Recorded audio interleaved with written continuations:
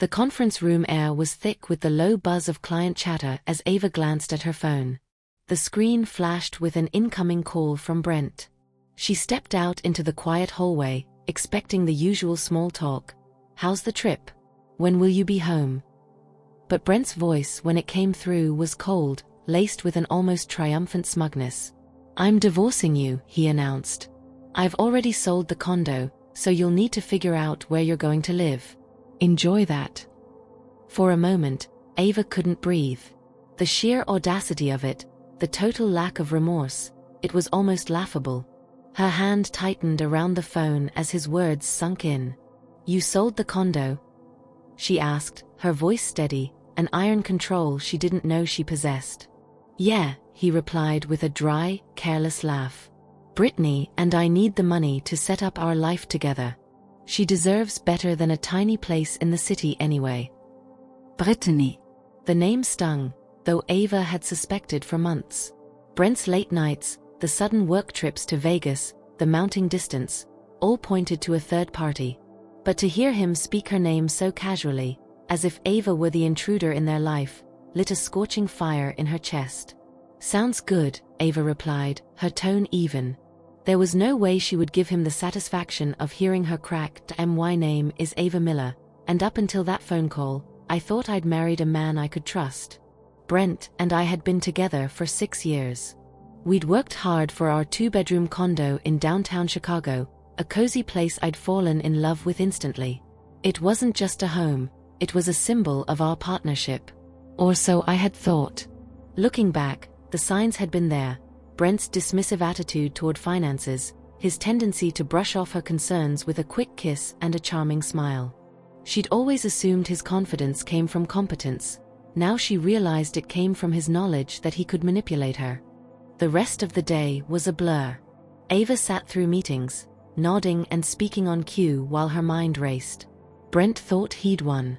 He thought he could pull the rug out from under her, sell the home she'd worked for, and walk away scot-free. But there was one crucial detail he didn't know. The condo deed had been in her name alone for months. She'd had it transferred after they refinanced earlier in the year. A move Brent had agreed to without a second thought because it meant a lower interest rate. He'd never bothered to read the paperwork. His carelessness was about to be his undoing. By the time Ava returned to her hotel room, shock had turned into resolve. She wasn't going to cry or beg. Brent wanted a fight? Fine. But this was a fight she was going to win. The first call Ava made was to Chloe, her lawyer and longtime friend in New York. "He sold the condo?" Chloe repeated, sounding incredulous. "Does he even realize he can't do that without your consent?" "Apparently not," Ava said, a hint of amusement creeping into her tone.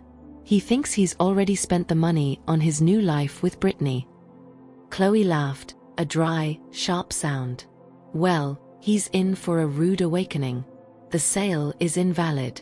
You can prove sole ownership, and if he's taken any money from the buyer, he's on the hook for fraud." The word fraud sent a jolt of satisfaction through Ava. "What do we need to do?" "First, we'll notify the buyer that the sale is illegal," Chloe said briskly. "Then, we draft a formal letter for Brent outlining the consequences. If he's dumb enough to try anything else, we'll take him to court."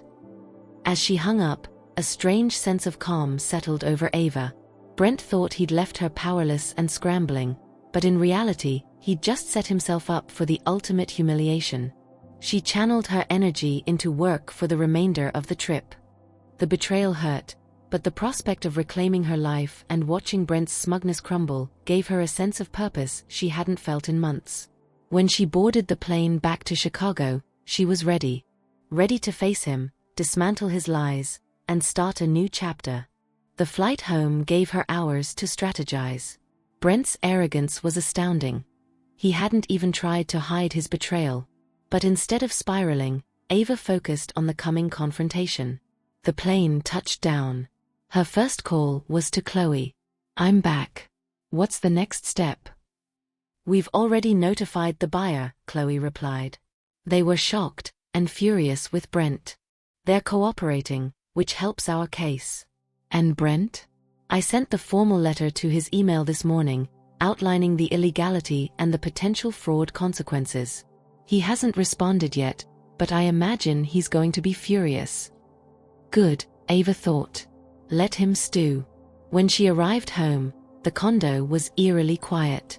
Brent's things were still there, his jackets, his shoes, but the energy of the place felt different. Ava took a deep breath. She knew the confrontation was imminent. Sure enough, Brent stormed in that evening, his face red with anger, his phone clutched in his hand. "What the hell is this?" he shouted, waving the letter. "You're telling me I can't sell the condo? It's half mine." "No, Brent," Ava said calmly, crossing her arms. "It's not. The deed has been in my name for months. You can't sell something you don't own." He froze, his face a mixture of confusion and rage. "What are you talking about?" Ava calmly retrieved the deed from a file and held it up. "After we refinanced, I had the deed transferred to my name. You signed off on it, remember? Or did you just skim the paperwork, like you always do?" For a moment, he was silent. Then his expression twisted into a sneer. "You think you're so smart, don't you? This doesn't change anything. I already made a deal, and you're going to look like a fool when it all falls apart." Ava stared at him, unblinking. "The sale is already void, Brent. The buyer knows it, and they're ready to take legal action if you don't return their money. Oh, and speaking of money," she took a step closer, lowering her voice, "if you've spent a single cent of that deposit, you're in even bigger trouble." His confidence finally wavered. "You don't know what you're talking about," he muttered, avoiding her gaze. "Oh, I know exactly what I'm talking about," Ava said, her voice steady and sharp. "You've spent years treating me like I'm too naive to notice. But guess what, Brent? I've been paying attention. And now you're going to deal with the consequences." He started pacing. "This is ridiculous. You can't just kick me out of here." "Actually, I can," she countered, raising an eyebrow. "This condo is legally mine. You can stay here for now, but only because I'm giving you time to figure out your next move. But let me be clear, I'm not going anywhere." Over the next few days, Brent's anger turned to desperation, his voicemails alternating between pathetic begging and hollow threats. Meanwhile, Chloe ensured every loose end was tied up. The buyer rescinded the agreement, furious at Brent for wasting their time. Chloe drafted the preliminary divorce paperwork. "You're in a great position, Ava," Chloe told her. "Brent has no leverage. Between the voided sale and the fraud charges hanging over his head, he'll have to cooperate if he wants to avoid a bigger mess." Lauren, Ava's best friend, came over to help her reorganize, boxing up Brent's things. "He doesn't deserve a single minute of your space or your time," Lauren declared, tossing one of his loud ties into a box. Ava nodded, grateful for the support. The final piece of Ava's plan fell into place the day Brent brought Brittany to the condo. Ava was sitting at the dining table reviewing paperwork when they walked in, acting like they owned the place.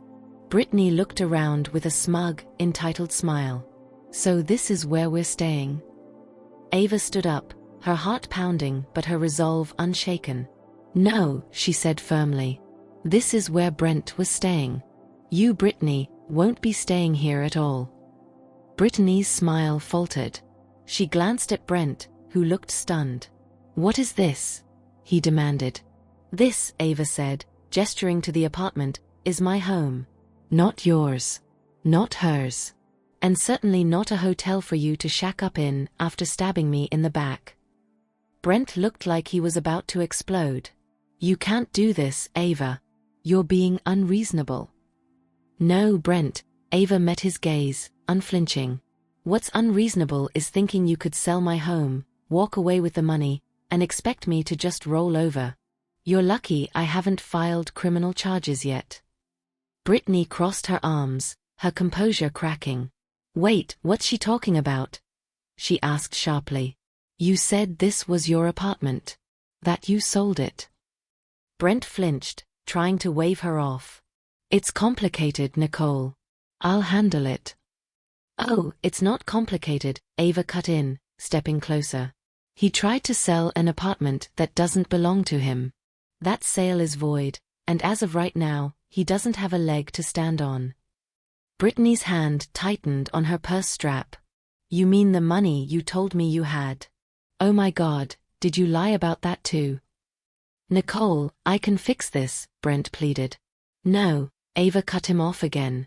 Let me explain. Brent tried to sell the condo behind my back, thinking he could pocket the money. What he didn't know is that I had the deed transferred to my name months ago. So not only did he fail to sell it, but he also committed fraud by pretending he could. Fraud? Brittany whispered, taking a step away from him. Are you serious? Yes, fraud, Ava confirmed. And I'm prepared to press charges if he doesn't get his things and leave by the end of the day. Brent's facade finally shattered. You can't do this, Ava. We've been together for 6 years. You threw me out the moment you made that phone call, Ava said, her voice hardening. You told me you were divorcing me and laughed about me having to find a new place to live. You didn't just betray me, Brent, you tried to ruin me. So don't stand there and act like you're the victim. Brittany bucket away. This is insane. You didn't tell me any of this, Brent. You said you had everything handled. Don't. Just don't, Brittany said, cutting him off with a raised hand. I'm not getting dragged into your mess. She turned and stormed out, leaving Brent standing there, stunned. Looks like you're on your own, Ava said, turning back to him. Now, let's talk about what happens next. Brent slumped onto the couch. Ava, please. Ease great up. But you don't have to do this. You're right, she said, grabbing a folder. I don't have to do this, but I'm going to. She set the folder on the coffee table. This is the divorce paperwork. My lawyer has already drafted it. I suggest you sign it quickly. The sooner you do, the sooner we both can move on. He stared at the folder, his face pale. You really hate me that much?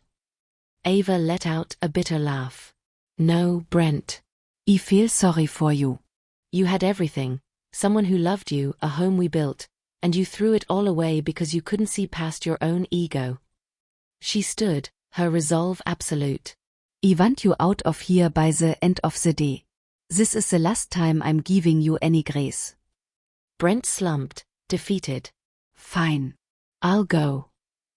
As he walked out, his footsteps heavy, Ava closed the door behind him and locked it with the new key she'd had made. The silence in the condo was deafening, but for the first time in years, she felt like she could breathe. Brent's betrayal had been a shock, but it had also been a wake-up call. She had won, not just against him, but against every doubt she'd ever had about standing up for herself. A month later, the divorce was moving along smoothly. The condo was brighter, filled with Ava's personality and independence. She sat on the couch, watching the Chicago lights twinkle, a cup of tea in her hand. She thought about how Brent had laughed during that phone call, so certain he'd won. His arrogance had been his downfall, and her quiet strength her salvation. This wasn't just the end of a marriage, it was the beginning of a new chapter, one where she called the shots, and one where she was finally truly free.